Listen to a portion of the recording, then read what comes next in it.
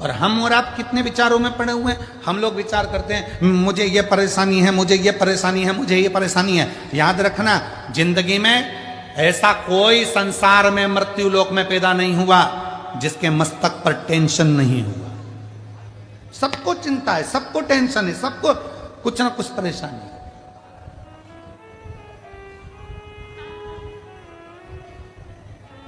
पर क्या करें, किसको करें?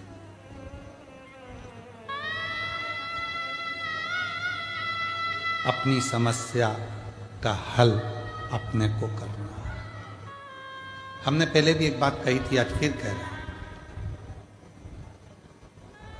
इधर एक माता जी बैठी हैं, उनको बहुत तेज छींक आ रही है।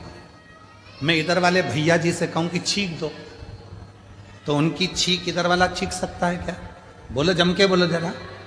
चलो ठीक है। इधर एक दादाजी बैठे हैं, मैं उनको खांसी आ रही बहुत तेज, और मैं उनसे कहता हूं तुम मत खांसना, पड़ोसन खांसेगी। खांसने से काम चल जाएगा क्या? जम के बोलो नहीं। अपनी बटन अपने को खुद लगाना है, अपनी खांसी अपने को खुद खांसना है, अपनी छींक अपने को खुद छींकना है। अपने को पांव हाथ में खुजाल चली तो अपने को खुजालना है। अर्थात अपने पेट में दर्द हुआ तो दवाई भी अपने को खाना है। तो अपनी जिंदगी में अगर दुख आया है तो एक लोटा जल चढ़ाकर उस दुख को भी अपने को ही काटना है, कोई दूसरा नहीं काटेगा। संसार में कोई पैदा नहीं हुआ जो तुम्हारे दुख को काट दे। याद रखना, कहीं का महाराज तुमसे कह दे कि मेरे पास आकर बैठो, मैं तुम्हारा दुख काट दूंगा, समझ लेना पक्का बेवकूफ बना रहा है। 1,00,000 2,00,000 लेके चले जाएगा, सब बेवकूफ बना रहा है। कोई किसी का दुख नहीं काट सकता। संसार में कोई पैदा नहीं हुआ कि किसी का दुख काट दे। भगवान राम की जिंदगी में भी दुख आया था, 14 वर्ष का वनवास आया था। बड़े बड़े गुरु उनके पास में थे, विद्वान विद्वान उनके ऋषि उनके पास में थे, वो भी राम जी का दुख नहीं काट पाए। क्यों?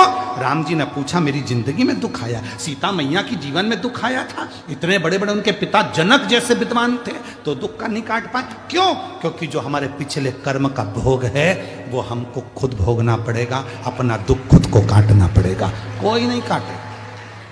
सारी समस्या का हल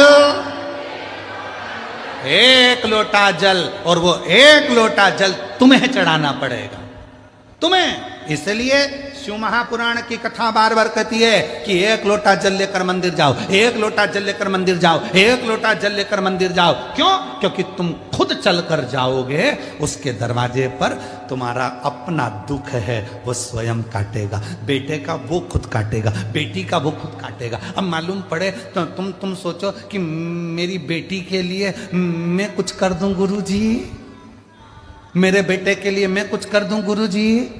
जिसके कर्म का जिसको भोगना, और अगर किसी के करने से हो सकता है तो करके देखो।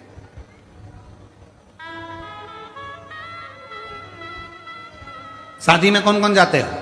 हाथ उठाओ जितने लोग शादी में जाते हैं, जम के हाथ उठाओ जरा सभी लोग। हाँ उठा लिए, धर लो वापिस। शादी में खाना खाते हो, भोजन करते हो, हाथ तो उठाओ। हाँ ठीक है।